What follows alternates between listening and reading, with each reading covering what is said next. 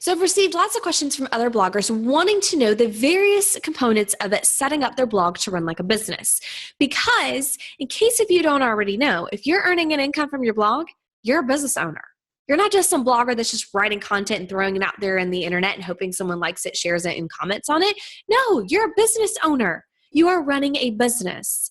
You are making money from your blog. You're not just some blogger. You're a business owner. And if you aren't already thinking and dreaming and planning like a business owner, that's what you need to be doing. Trust me, it is a pivotal shift when it comes to blogging and making money and earning an income from your blog. You must start treating it like a business. And so I wanted to answer some of the common questions that I receive about running a blog like a business. The first question is, do you need to become an LLC?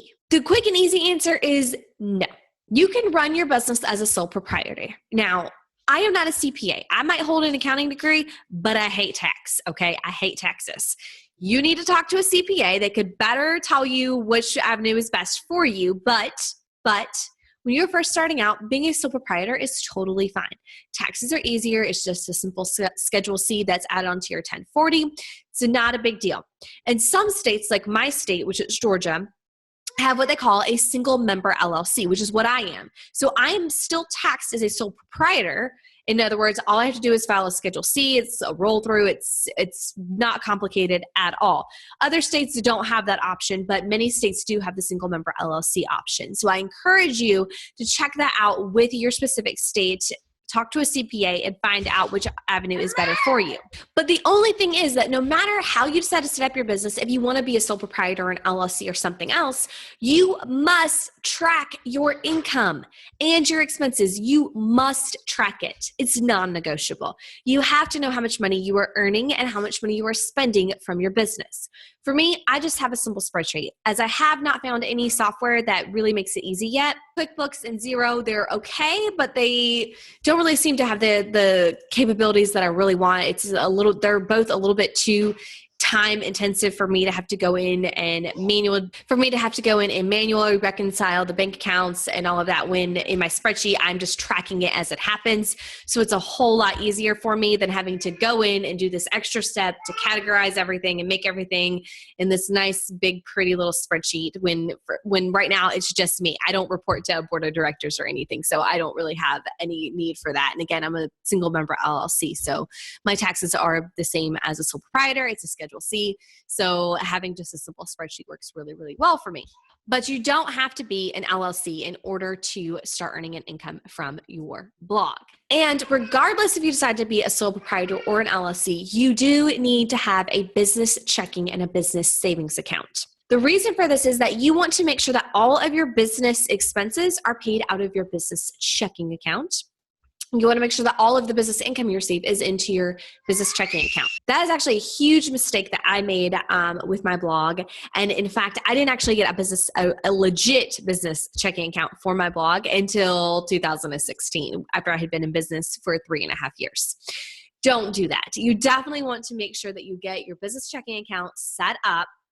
And then that way, all of the money you receive is put into that account, and all the money that you spend, it comes out of that account.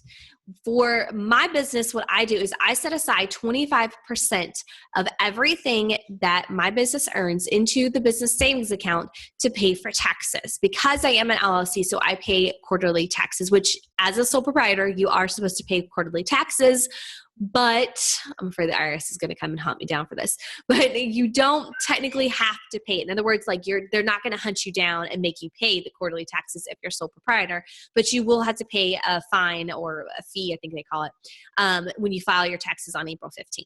So keep that in mind, because even though technically you don't have to pay it, in other words, like I said, they're not going to come and chase you down for it. You have to owe it in one way or another. And so I just set aside the 25% of my income into my business savings account every single month. That helps me. It's a little bit of peace of mind. So I know I have the taxes ready to go, so I can pay them quarterly. And also I put extra money into my savings account just to make sure that if something catastrophic happens with my business, I have money available. I call it my business emergency fund. Just like my family has an emergency fund, we have an emergency fund for our businesses, because anything and everything can happen, right?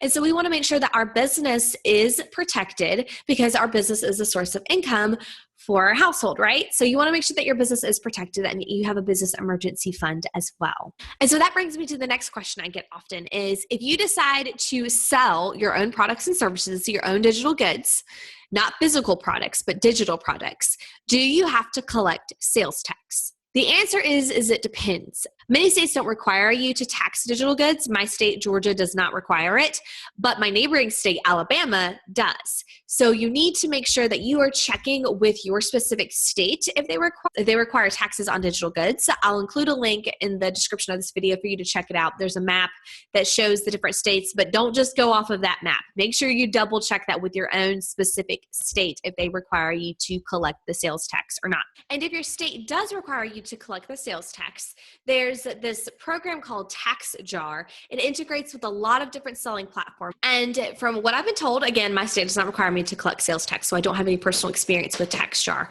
But from what I've been told, it's very easy to use. It integrates seamlessly, and it makes filing for that sales tax to the IRS a whole lot easier. So make sure you check out TaxJar and see if it'll work for you and for your business if your state requires you to collect the sales tax. And so, of course, the other question I get after the sales tax question is the VAT.